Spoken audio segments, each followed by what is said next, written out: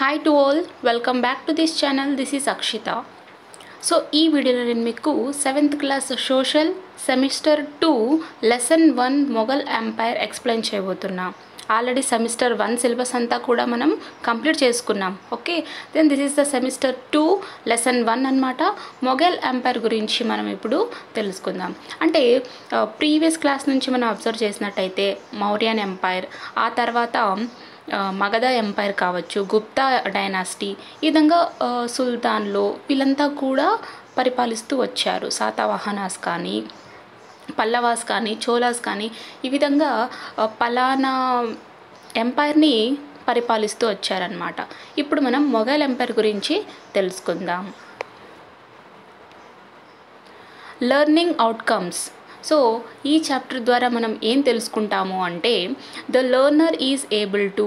So ఈ chapter ద్వారా మనం తెలుసుకోబోయేది ఏంటి అంటే know about various Mughal rulers. So Mughal empire ఏదైతే ఉందో దాన్ని పరిపాలించినటువంటి రూలర్స్ ఎవరెవరు. ఓకే, అదేవిధంగా understand political, social and economic changes in the Mughal period. ఈ మొఘల్ పీరియడ్లో వీళ్ళు పరిపాలిస్తున్నటువంటి కాలంలో ఏ విధంగా పొలిటికల్ లైఫ్ ఉండేది, సోషల్ లైఫ్ ఏ విధంగా ఉండేది, ఎకనామిక్ చేంజెస్ ఏ విధంగా ఉండేవి, ఇవన్నీ కూడా మనం ఈ పీరియడ్లో ఏ విధంగా ఉండేవో కూడా తెలుసుకోబోతున్నాం. చూడండి, ప్రతి ఒక్క పీరియడ్లో పొలిటికల్, సోషల్, ఎకనామిక్ లైఫ్ ఏ విధంగా ఉంటాయో ఖచ్చితంగా తెలుసుకోవాలి. ఎందుకంటే రానున్నటువంటి కాంపిటేటివ్ ఎగ్జామ్స్లో ఖచ్చితంగా వీటికి రిలేటెడ్గా మీకు అడిగేటువంటి ఛాన్సెస్ ఉందన్నమాట. కాబట్టి ప్రతి ఒక్కరు కూడా ఎవరైతే కాంపిటీషన్కు ప్రిపేర్ అవుతూ ఉంటారో వాళ్ళందరూ కూడా 6th 7th బుక్స్ నుంచి స్టార్ట్ చేస్తూ ఉంటారు. ఎందుకంటే ఇక్కడ నుంచి మీకు చాలా వరకు ఇన్ఫర్మేషన్ బాగుంటుందన్నమాట. అంటే బేసిక్ నుంచే ఇన్ఫర్మేషన్ క్లియర్గా తెలుసుకోగలుగుతారు. కాబట్టి మీరు ప్రతి ఒక్కటి కూడా గుర్తుపెట్టుకోవాల్సి ఉంటుంది. Appreciate the art, heritage, culture, architectural contributions of Mughals to the Indian history. Okay, so వీళ్ళ యొక్క కాలంలో ఆర్ట్ ఏ విధంగా ఉండేది. మనం గుప్తా డైనాసిటీ గురించి మాట్లాడుకున్నట్టయితే సో అక్కడ చాలా వరకు రాజసింహ స్టైల్ అని, మహేంద్రవర్మ స్టైల్ అని మనం విన్నాం. అంటే ఆ గుప్తుల కాలంలో చాలా వరకు ఆర్కిటెక్చర్ అనేది డెవలప్ అవుతుందన్నమాట. అక్కడ నుంచి మనం చూస్తున్నట్టయితే లైక్ కొన్ని టెంపుల్స్ ఉన్నాయి. ఓకే, సో ఆ టెంపుల్స్ ఇప్పటికీ ఆ స్టైల్ని ఫాలో అయినటువంటి టెంపుల్స్ అన్నమాట. ఓకే, దెన్ మన సౌత్ ఇండియాలో ఉన్నటువంటి ఈ ఓల్డ్ టెంపుల్స్ ఏవైతే ఉన్నాయో అవన్నీ కూడా దేని కిందకి వస్తాయంటే ఈ గుప్తా పీరియడ్లో డెవలప్ అయినటువంటి మహేంద్రవర్మ స్టైల్ కావచ్చు, రాజసింహ స్టైల్ కావచ్చు, ఆ విధంగా అనమాట. అండ్ ద్రావిడియన్ స్టైల్ అని విన్నాము, నగర స్టైల్ అని విన్నాము. ఆల్రెడీ మీ అందరికీ తెలుసు. ఓకే, నార్త్ సైడ్ అయితే నగరాన్ని, సౌత్ సైడ్ అయితే ద్రావిడన్ స్టైల్ అని చెప్పి మనం తెలుసుకున్నాం ఆర్కిటెక్చర్లో. ఆ విధంగా అనమాట. అంటే ఆ కాలంలో ఏ విధంగా ఆర్ట్ ఉండేది, హెరిటేజ్ వారసత్వ సంపదలు ఏ విధంగా ఉండేవి, కల్చరల్గా ఆర్కిటెక్చరల్ కాంట్రిబ్యూషన్స్, వీటన్నిటి గురించి కూడా మనం తెలుసుకోబోతున్నాము. Know about administrative system of the Mughals. So ఈ మొఘల్స్ ఉన్నప్పుడు వాళ్ళ యొక్క పరిపాలన సిస్టమ్ ఏ విధంగా ఉంది, సో దాన్ని కూడా మనం చూద్దాం. అంటే ఇక్కడ అడ్మినిస్ట్రేటివ్ సిస్టమ్ అంటే ఏంటనే మీకు డౌట్ రావచ్చు. ఫర్ ఎగ్జాంపుల్ ఇప్పుడు మనం రీసెంట్గా చూస్తున్నట్టయితే మన యొక్క పరిపాలన అంతా కూడా దేని మీద డిపెండ్ అయి ఉంటుందంటే కాన్స్టిట్యూషన్, రాజ్యాంగం మీద డిపెండ్ అయి ఉంటుందన్నమాట. ఆల్రెడీ మనం ఢిల్లీ సుల్తాన్ల గురించి తెలుసుకున్నాం. ఈ ఢిల్లీ సుల్తాన్ల యొక్క అడ్మినిస్ట్రేటివ్ సిస్టమ్ ఏ విధంగా ఉందంటే వాళ్ళు ఫాలో అయినటువంటి ఇస్లామిక్ లా అన్నమాట. సో ఆ లా ప్రకారంగా వాళ్ళు పరిపాలించసాగారు. అదేవిధంగా వీళ్ళ యొక్క అడ్మినిస్ట్రేటివ్ సిస్టమ్ ఏ విధంగా ఉందో కూడా మనం ఈ లెసన్లో తెలుసుకుందాం. Identify the historical places during Mughal empire in the outline map of India. అదేవిధంగా ఇండియాలో ఈ మొఘల్ ఎంపైర్ ఎక్కడి నుంచి వీళ్ళు పరిపాలించారు, దానికి సంబంధించినటువంటి హిస్టరీ అంతా కూడా మనం మ్యాప్లో ఫైండ్ అవుట్ చేయొచ్చు, ఆ ప్రాంతాలని గుర్తించవచ్చు. Understand the life, adventures and achievements of Shivaji.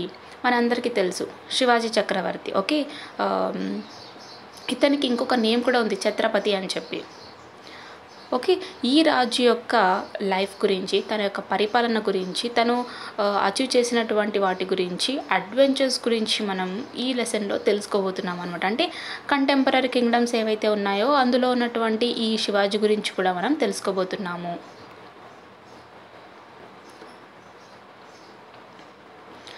Okay, మీరు ఇక్కడ ఒక పిక్చర్ని చూస్తున్నట్టయితే this is the red fort కదా, ఢిల్లీలో ఉన్నటువంటి red fort.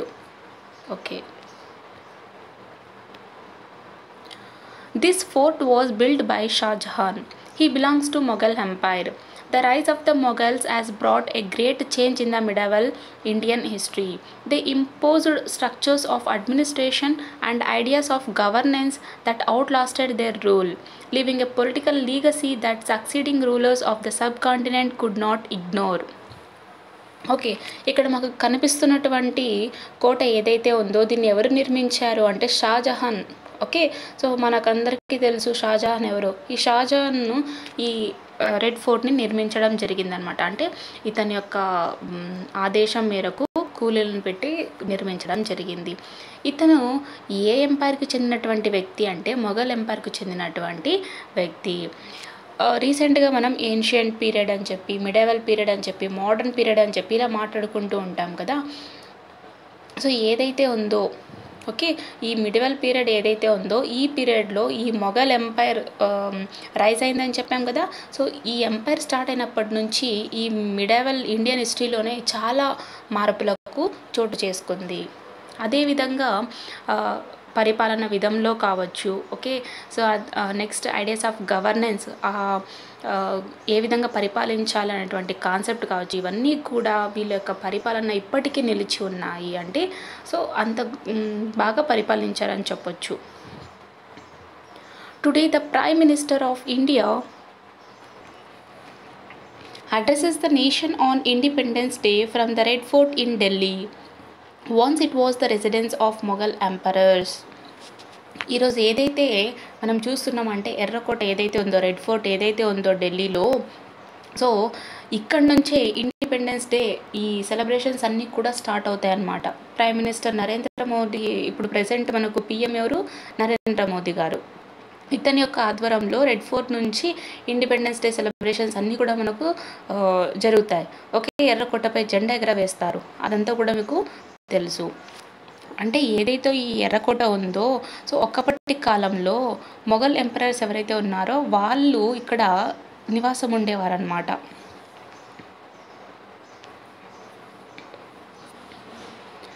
Okay, so Mughal ఎంపైర్లో మనం ఏం తెలుసుకోబోతున్నాము, రూలర్స్ ఎవరెవరు ఉన్నారు, పొలిటికల్ అండ్ సోషల్ లైఫ్ ఏ విధంగా ఉంది, ఆర్ట్ అండ్ ఆర్కిటెక్చర్ ఏ విధంగా ఉంది, అండ్ అదేవిధంగా ఈ మొఘల్ ఎంపైర్తో పాటు కంటెంపరీ కింగ్డమ్స్, సమకాలీన రాజ్యాలు ఏవి ఉన్నాయి. సో అందులో శివాజీ మరత కింగ్డమ్ అన్నమాట. ఓకే, ఇతను స్థాపించినటువంటి కింగ్డమ్ నేమ్ ఏంటి, మరత కింగ్డమ్. ఈ రూలర్స్లో ఇంపార్టెంట్ ఎవరెవరు ఉన్నారు ఇప్పుడు ఇక్కడ అబ్జర్వ్ చేసినట్టయితే, Babur, Humayun, Sher Shah and others. So Humayun II, ఈ విధంగా వీళ్ళంతా కూడా ఉన్నారు.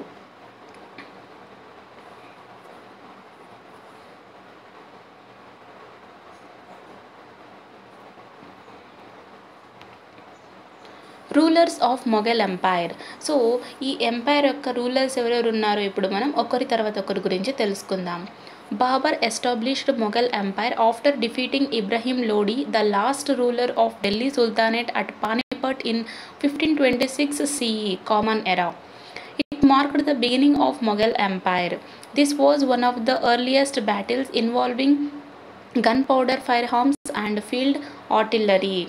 ఓకే, సో ఆల్రెడీ మనం ఈ ఢిల్లీ సుల్తాన్ల గురించి తెలుసుకున్నాం. సెమిస్టర్ 1లో ఢిల్లీ సుల్తాన్ల గురించి ఉంది కదా లెసన్ ఏదైతే ఉందో. సో అందులో ఉన్నటువంటి డైనాసిటీస్, స్లేవ్ డైనాసిటీ అని, okay, Khilji dynasty, Lodi dynasty, Tughlaq dynasty అని మనం ఈ విధంగా చెప్పుకున్నాం. 5 డైనాసిటీస్ ఉన్నాయి ఢిల్లీ సుల్తాన్ల కాలంలో.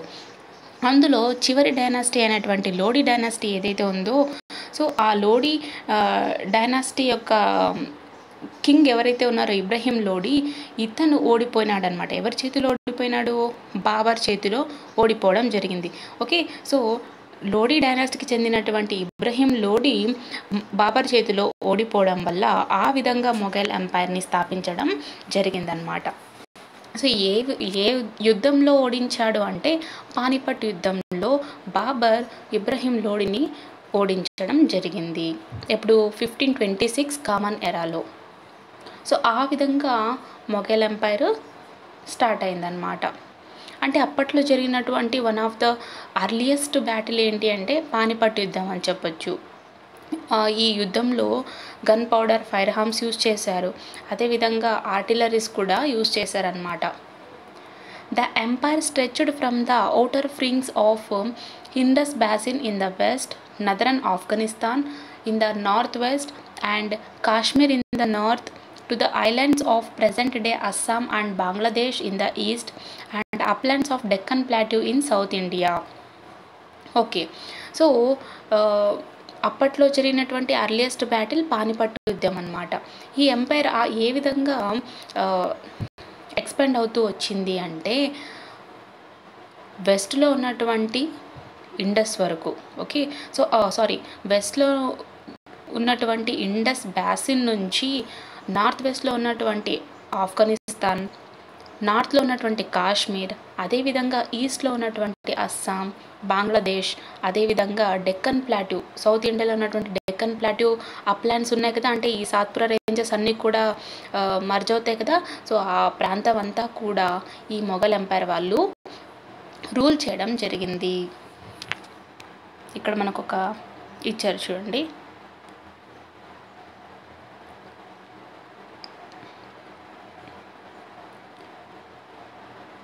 ఓకే, సో ఇక్కడ అబ్జర్వ్ చేస్తున్నట్టయితే మనం అస్సాం, బంగ్లాదేశ్ చూడొచ్చు ఈస్ట్లో. ఓకే, అండ్ దెన్ ఇక్కడ కాశ్మీర్, అదేవిధంగా నార్త్ వెస్ట్లో ఆఫ్ఘనిస్తాన్ కావచ్చు.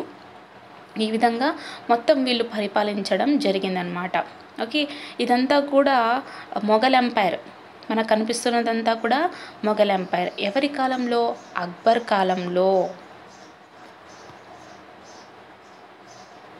ఎవరు స్థాపించారు?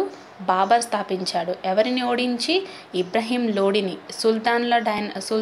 ఢిల్లీ సుల్తాన్ల లాస్ట్ డైనాసిటీ అయినటువంటి ఇబ్రహీం లోడి కింగ్ని ఓడించడం జరిగింది పానిపట్ యుద్ధంలో. ఓకే, మరి బాబర్ ఎవరింతకీ? ఈ బాబర్ గురించి మనం తెలుసుకుందాం. 1526 to 1530 కామన్ ఎరా. చూడండి, కేవలం 4 years మాత్రమే ఇతని యొక్క పీరియడ్ ఉందని చెప్పొచ్చు, అంటే పరిపాలనా కాలం. Babur occupied Delhi and Agra after the first battle of Panipat and founded the Mughal empire in India in 1526 common era. Okay, so ముందుగా ఎప్పుడైతే పానిపట్ యుద్ధం జరిగినాక బాబర్ ఎవరైతే ఉన్నారంటే ఇతనే కదా పానిపట్ యుద్ధంలో గెలిచింది. ఈ బాబర్ వచ్చేసి ముందుగా ఢిల్లీని, అదేవిధంగా ఆగ్రాని సొంతం చేసుకున్నాడు అనమాట. సో ఆ ప్రాంతాలన్నింటినీ కూడా సొంతం చేసుకొని మొఘల్ ఎంపైర్ని స్థాపించాడు. ఎప్పుడు? 1526లో. అప్పుడే కదా పానిపట్ యుద్ధం జరిగింది. Yes, he was preoccupied with military campaigns to lay a strong foundation for the empire. He could not find time to concentrate on administration. In 1530 CE, Babur fell ill and died. Okay, so ఇక్కడ ఇతను ఈ పానిపట్ యుద్ధం కన్నా ముందే, అంటే పానిపట్ యుద్ధం తర్వాతనే కదా ఢిల్లీ ఆగ్రాని సొంతం చేసుకున్నాడు. కానీ దీనికన్నా ముందే మిలిటరీ క్యాంపెయిన్స్ ఏవైతే ఉన్నాయో వాటిని సొంతం చేసుకున్నాడు అనమాట. సో వాటిని సొంతం చేసుకుంటే ఆటోమేటిక్గా ఎంపైర్ని ఫామ్ చేయడానికి ఒక స్ట్రాంగ్ ఫౌండేషన్గా ఉంటుంది. ఏంటి? మిలిటరీ. కాబట్టి మిలిటరీ కంపెనీస్ అన్నిటినీ కూడా ఇతను సొంతం చేసుకోవడం జరిగింది. ఓకే, దెన్ ఇతను ఎక్కువగా పరిపాలన మీద ఇంట్రెస్ట్ పెట్టలేకపోయాడనమాట. ఓకే, అంత టైం ఉండేది కాదు ఇతనికి. ఏదైతేనేమి 1530లో ఇతనికి ఏదో సమ్ హెల్త్ ఇష్యూస్ రావడం వల్ల చనిపోవడం కూడా జరిగింది. సో టోటల్గా మనం తెలుసుకునేది ఏంటి? ఢిల్లీ సుల్తాన్ల యొక్క చివరి డైనాసిటీలోని ఇబ్రహీం లోడిని బాబర్ జయించాడనమాట. సో ఆ విధంగా పానిపట్ యుద్ధం 1526లో జరిగింది. ఆ యుద్ధంలో బాబర్ గెలవడంతో పాటు ఆ ఢిల్లీని, ఆగ్రాని ఆక్రమించుకున్నాడు. అదేవిధంగా అంతకన్నా ముందే ఈ మిలిటరీ కంపెనీస్ని కూడా సొంతం చేసుకున్నాడు అనమాట. కానీ ఇతను అడ్మినిస్ట్రేషన్ మీద, పరిపాలన మీద ఎక్కువ ఇంట్రెస్ట్ చూపించలేకపోయాడు. అంత టైం ఉండేది కూడా కాదు. కానీ 1530లో ఏమైందంటే అతని ఆరోగ్యం చెడిపోయి మరణించడం జరిగింది.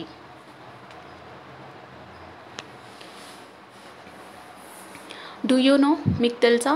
Babur was related to Timur from his father side and to Genghis Khan's dynasty from his mother side. The Mughals, descendants of Mongols, prefer to call themselves the Chagathaids after Chengis' second son Chagatai. The word Mughal comes from Mongol. Already మనం ఢిల్లీ సుల్తాన్ల కన్నా ముందు తిమూర్ వాళ్ళు ఉండేవారు అని చెప్పాం. Okay, so ఈ తిమూర్ వాళ్ళు ఎవరైతే ఉన్నారో వీళ్ళను ఈ టర్కీ ఇన్వాన్షన్స్ వీళ్ళు వచ్చినప్పుడు వీళ్ళు ఓడిపోవడం జరిగిందనమాట. ఓకే, ఆ విధంగా ఈ టర్కిష్ ఇన్వాన్షన్స్ వల్ల ఏర్పడినటువంటి రాజ్యం ఆ తర్వాత ఢిల్లీ సుల్తాన్లు ఏర్పరచుకుంటూ వచ్చారు. కానీ తిమూర్ సైడ్ అంటే ఇతని యొక్క నాన్న సైడ్ అనమాట. ఓకే, ఇతని యొక్క నాన్న సైడ్ ఎవరైతే ఉన్నారో ఇతను తిమూర్కి సంబంధించినటువంటి వ్యక్తి బాబర్. అదేవిధంగా చెంగిస్ ఖాన్ డైనాసిటీ, వీళ్ళ అమ్మ సైడ్ ఏమో చెంగిస్ ఖాన్ డైనాసిటీ ఉండేది, వీళ్ళ నాన్న సైడ్ ఏమో తిమూర్ ఉండేది. ఆల్రెడీ మనం తెలుసుకున్నాం ఢిల్లీ సుల్తాన్ల కాలంలో. ఓకే, మరి ఇక్కడ మొఘల్స్ అనేటువంటి పదం ఎక్కడి నుంచి వచ్చిందంటే మంగోల్స్ అనేటువంటి పదం నుంచి వచ్చిందనమాట.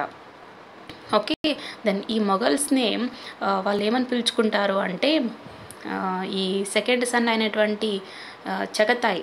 ఓకే, ఈ చగతాయ్ సెకండ్ సన్ కదా, సో ఆ విధంగా వాళ్ళు చగతాయిడ్స్ అని పిలుచుకుంటారనమాట.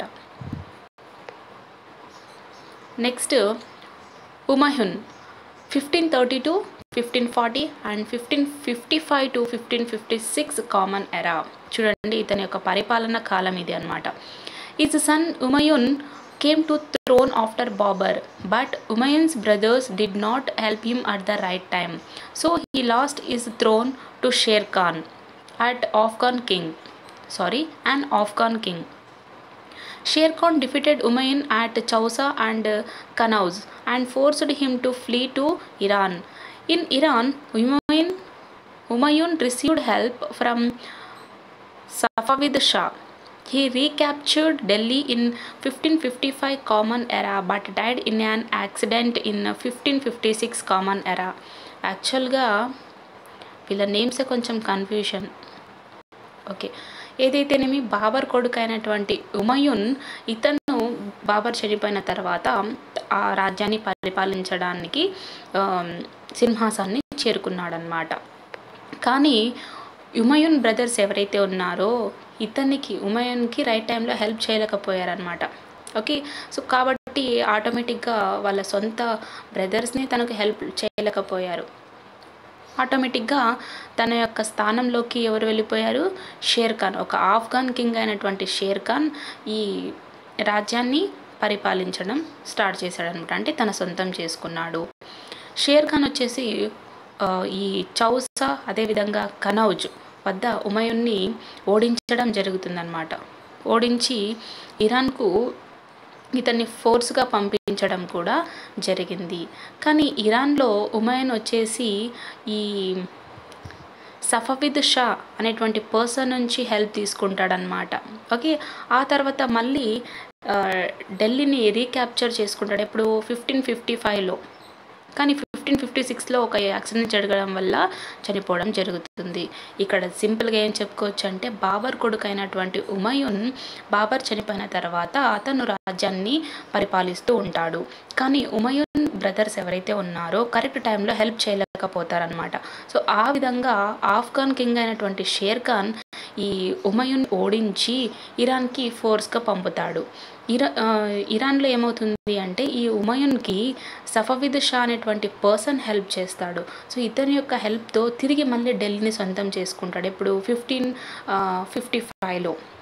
కానీ 1556లో ఒక యాక్సిడెంట్ జరగడం వల్ల ఈ హుమాయూన్ చనిపోతాడు. షేర్ షా. సో ఇక్కడ మనం షేర్ షా గురించి తెలుసుకుందాం. 1540 to 1545. ఆల్రెడీ మనం ఏం చెప్పుకున్నాం ఇక్కడ?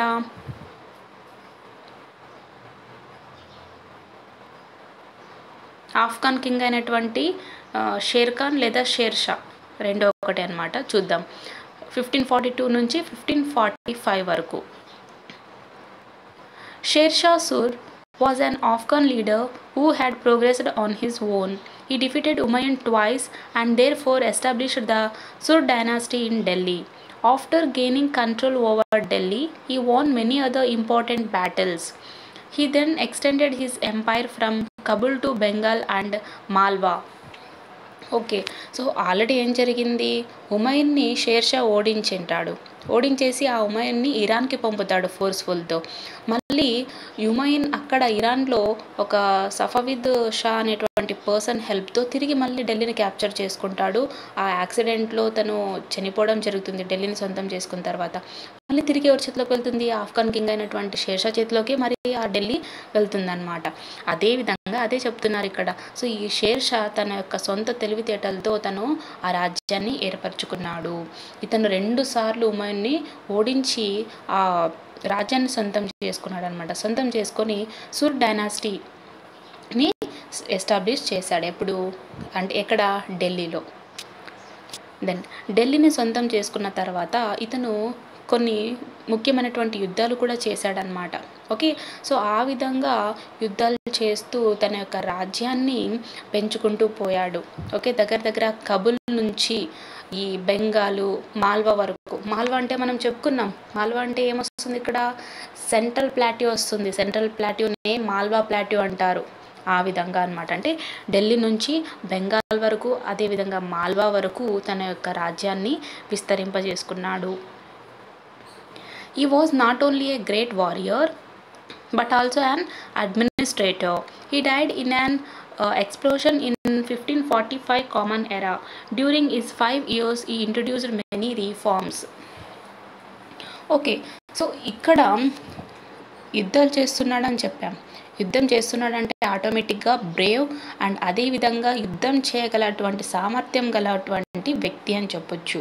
మరి ఇతను యుద్ధం చేయడంలోనే కాకుండా పరిపాలించడంలో కూడా గొప్ప వ్యక్తి అని చెప్పొచ్చు. Great warrior and great administrator కూడా. కానీ ఒక ఎక్స్ప్లోజన్లో 1545లో జరిగినటువంటి ఎక్స్ప్లోజన్లో ఇతను చనిపోవడం జరుగుతుంది. కానీ ఇతను 5 సంవత్సరాలు మాత్రమే పరిపాలించాడు. కానీ ఈ 5 సంవత్సరాల్లో ఎన్నో రిఫార్మ్స్ని కూడా ఇంట్రొడ్యూస్ చేశాడనమాట. Humayun could capture Delhi in 1555 CE due to the inefficiencies of Sher Shah's successors. ఓకే, సో 1545లో ఇతను చనిపోవడం జరిగింది కదా. మళ్ళీ అగైన్ ఏం చెప్పాము, ఈ సఫవిద్ షాస్ హెల్ప్తో హుమాయూన్ మళ్ళీ ఢిల్లీని ఆక్రమించుకున్నాడు అని చెప్పాం కదా. సో అదే జరిగింది ఇక్కడ.